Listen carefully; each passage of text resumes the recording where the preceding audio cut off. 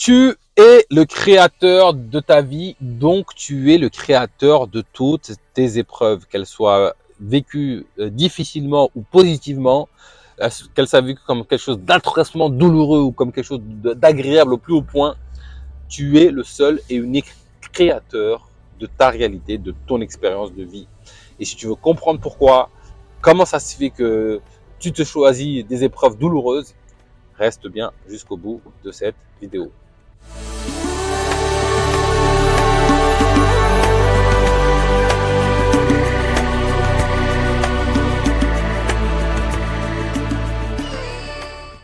Bonjour et bienvenue dans Enquête spirituelle, la première chaîne qui traite en profondeur des réalités spirituelles.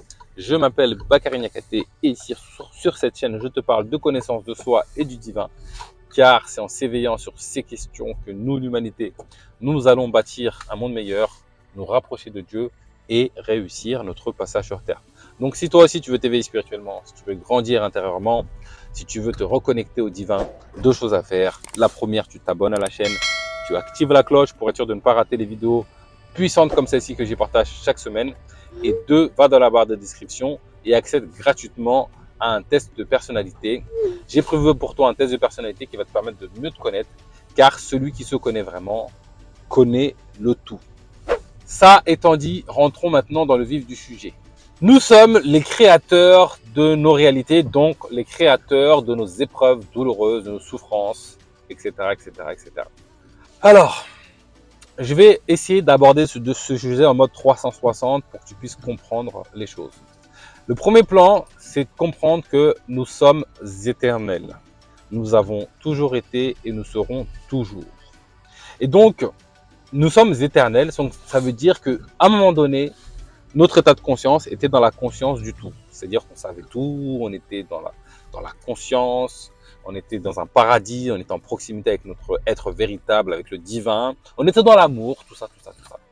Et ça, c'est une expérience qui est extraordinairement belle. Et on a voulu connaître, se connaître, expérimenter, connaître d'autres choses, expérimenter d'autres choses. Donc, nous avons choisi d'ignorer, d'oublier qui nous sommes pour connaître d'autres choses, comme je sais pas, la peur, la tristesse. Si tu sais, tu n'es jamais triste. Quand tu ignores, tu peux rentrer dans la tristesse. L'oubli,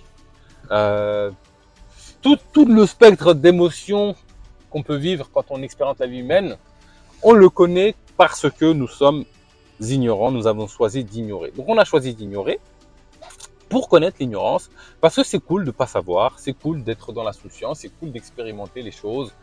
Tu vois, par exemple, de passer de l'expérience à ma mère me manque et je suis en proximité avec ma mère. Si je suis dans le tout, je suis toujours en proximité avec ma mère. C'est une expérience qui est extraordinaire. Mais nous avons aussi choisi d'ignorer, de connaître l'absence de ma mère pour aussi connaître la présence de ma mère. Et donc, ça fait partie du tout. Et donc, par nécessité, on a choisi cette ignorance parce que, par nécessité, Dieu est omniscient. Et donc, pour être omniscient, il doit connaître à la fois toutes les connaissances, mais aussi à la fois toutes les ignorances et à la fois tous les points de vue. Donc, chaque conscience, chaque âme a pris un point de vue particulier.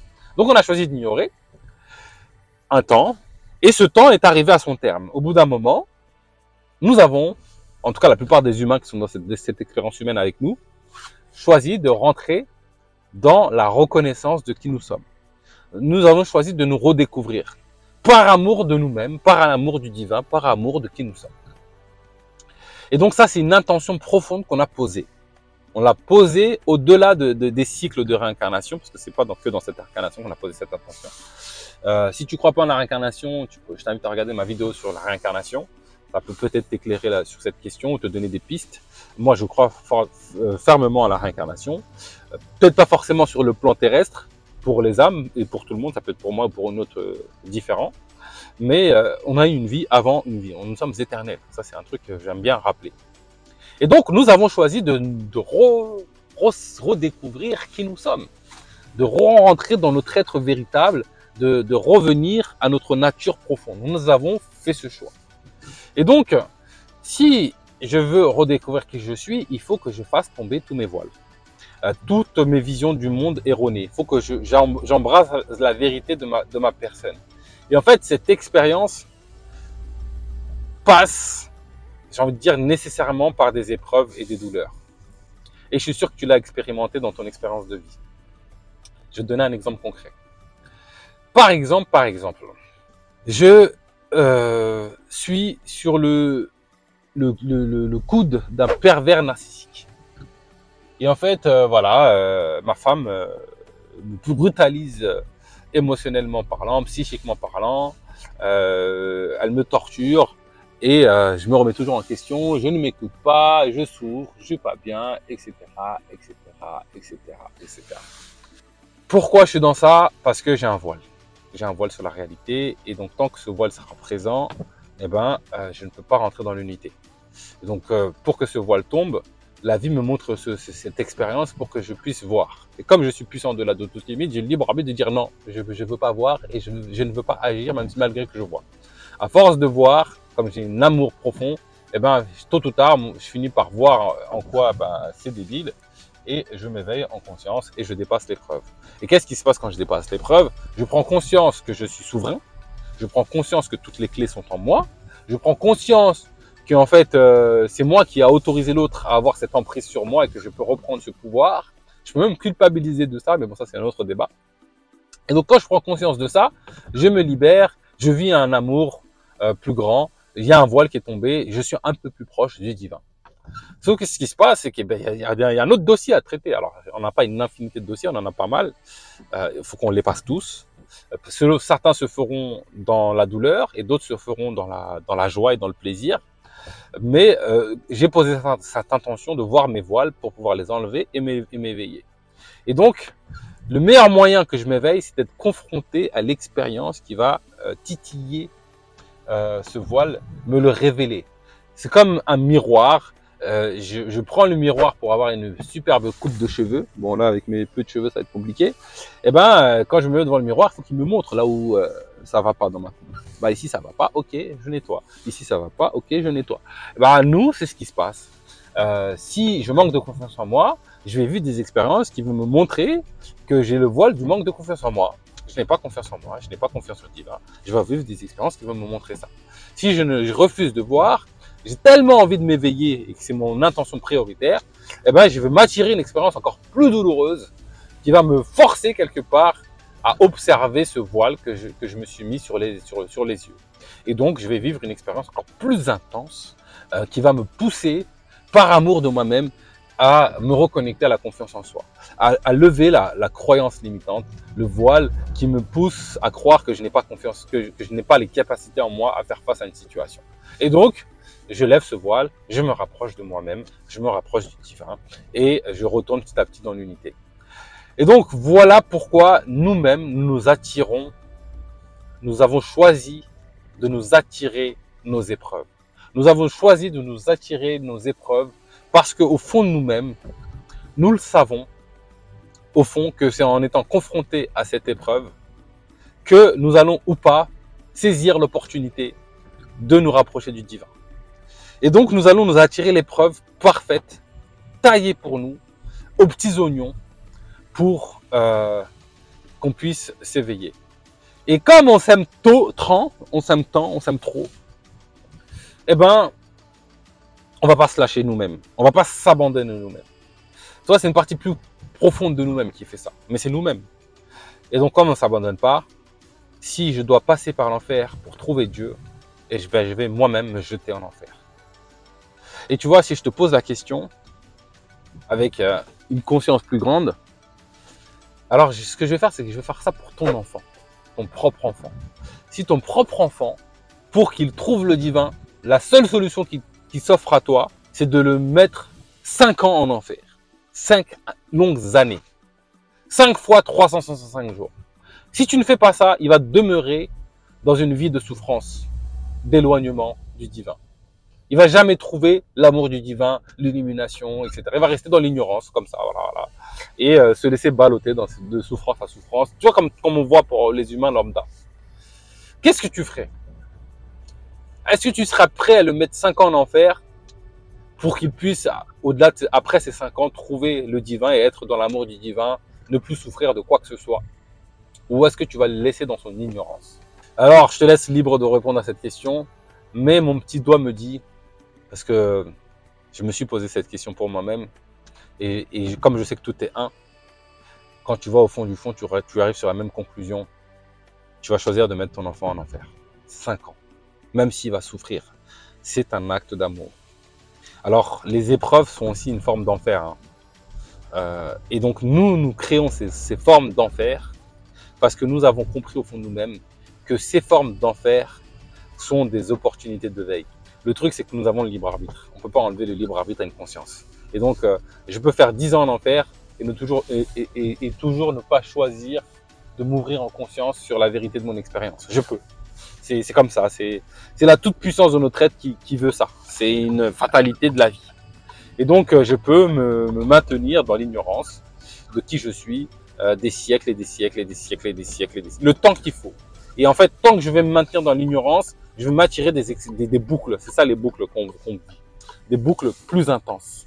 Donc, si je suis avec un pervers narcissique, une perverse narcissique qui me traumatise et que je ne tire pas le son, que je suis le souverain de cette expérience et que je peux m'en prémunir par moi-même, en moi-même, eh ben, je vais être inconsciemment attiré par une femme qui va être encore perverse, narcissique. Mais niveau 2. C'était niveau 1, niveau 2, niveau 3. Ce que j'aime bien dire, c'est que nous voulons tous aller au paradis. Et souvent, pas tout le temps, c'est pas une fatalité, mais souvent, le meilleur chemin, le chemin le plus rapide, c'est de passer par l'enfer. Donc voilà pourquoi tu te crées tes propres épreuves. Pourquoi tu as choisi de vivre ces épreuves et de t'attirer, de te créer des souffrances, des épreuves, des calvaires qui, quand tu es dedans, c'est la fin du monde. Mais c'est parce que c'est la fin du monde que ça te donne le jus de vouloir t'en sortir. Ce que j'aime bien dire, c'est que, admettons, tu manques cruellement de confiance en toi et le seul moyen de te rappeler que tu manques de confiance en toi et que tu pourrais avoir plus confiance en toi, c'est un SMS que tu reçois sur ton portable. Est-ce que tu vas prendre à bras le corps le sujet de la confiance en soi? Le seul symptôme que tu as quand tu vis des expériences de manque de confiance en soi, c'est je reçois un SMS sur mon portable et tu manques de confiance en toi, mon ami. Est-ce que tu vas saisir le problème à bras le corps? Le seul moyen, alors pas le seul, mais en tout cas un des moyens puissants que tu utilises en toi-même et que tu utilises Dieu pour que tu prennes à bras le corps les questions, c'est que ça t'ébranle en toi-même. C'est que ça crée ce tremblement de terre dans ton cœur qui fait qu'à un moment donné, tu en as marre de souffrir. Par toi-même, tu choisis de te libérer de ça parce que tu en as marre de souffrir. La bonne nouvelle, c'est qu'à un moment donné, tu choisis en toi-même, par toi-même, d'épouser la connaissance du divin, de rentrer dans l'unité, de te rappeler qui tu es. Et quand tu prends ce pli, ce plat, eh ben, tu vis moins d'épreuves qui te poussent à le faire. Ça ne veut pas dire que tu n'en vis pas, mais tu en vis moins. Et tu y fais face. Et quand tu en vis, tu y fais face de mieux en mieux. Et donc voilà pourquoi tu es le créateur de tes épreuves, tu es le créateur de tes réalités. Parce que tu te crées ça pour ton bien. Pour ton bien. Et en fait, il faut que vous sachiez que c'est valable aussi pour les maladies. J'aurai pas le temps d'étayer le sujet dans cette vidéo, mais c'est exactement le même principe. Je ferai peut-être une vidéo sur le sujet, mais c'est exactement le même principe. On s'attire des maladies, des mal de dos. Il y a un sens profond pour notre éveil spirituel. On s'attire des bronchites, c'est parce que c'est pour nous libérer de quelque chose. On s'attire des cancers, c'est parce que c'est pour nous libérer de quelque chose. À un moment donné, le corps a dit stop. Bouge-toi pour trouver ce paradis où c'est le processus de nettoyage qui fait que tu vis ces symptômes désagréables. Il n'y a rien qui est fait dans le monde pour notre mal, tout est fait pour notre bien, qu'on sache le voir ou non, que ce soit difficile à vivre ou non. Le but derrière, c'est qu'il y a une vertu pour soi. Et c'est pour ça qu'on entend, tu vois, certaines consciences dire effectivement, nous avons choisi de vivre dans cette incarnation, telle expérience, telle expérience. Nous avons voulu expérimenter le pardon dans sa totalité. Et donc, pour expérimenter le pardon dans sa totalité, il faut que je vive des expériences où je suis trahi au plus haut point. Sinon, je ne vis pas le pardon. Comment tu veux que je vive le pardon si je ne suis pas trahi? J'ai besoin d'être trahi pour connaître en profondeur le pardon. Et vice versa, et vice versa, et vice versa.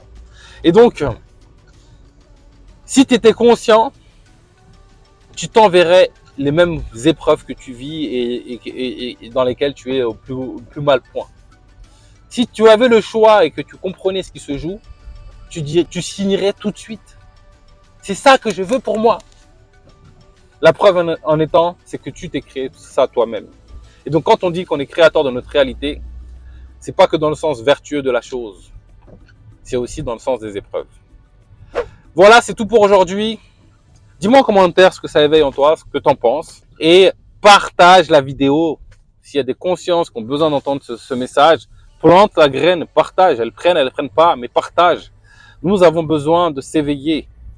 L'éveil doit arriver à la conscience. Ne prive pas les hommes, les âmes qui ont besoin de s'éveiller de ces prises de conscience. Fais ta part. Et après, chacun est libre de prendre ou pas. Chacun a son libre arbitre. Voilà, c'est tout pour aujourd'hui. Je te donne rendez-vous très prochainement pour du nouveau contenu autour de l'éveil spirituel.